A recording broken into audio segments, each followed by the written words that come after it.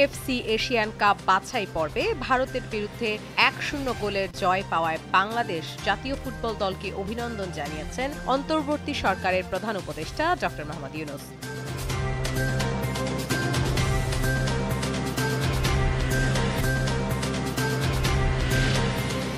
গতবারের মতো এবারও মহান বিজয় দিবসে প্যারেড হবে না বলে জানিয়েছেন স্বরাষ্ট্র উপদেষ্টা লেফটেন্যান্ট জেনারেল মোহাম্মদ জাহাঙ্গীর আলম চৌধুরী।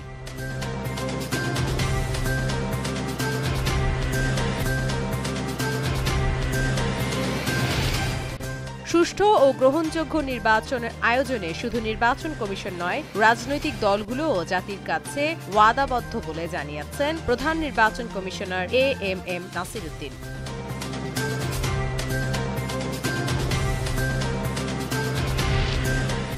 রাজধানীর পল্লবী থানা যুবদলের সদস্য সচিব গোলাম কিবরিয়া হত্যা মামলায় এজাহারভুক্ত আসামিসহ ২ জনকে গ্রেফতার করেছে র্যাব।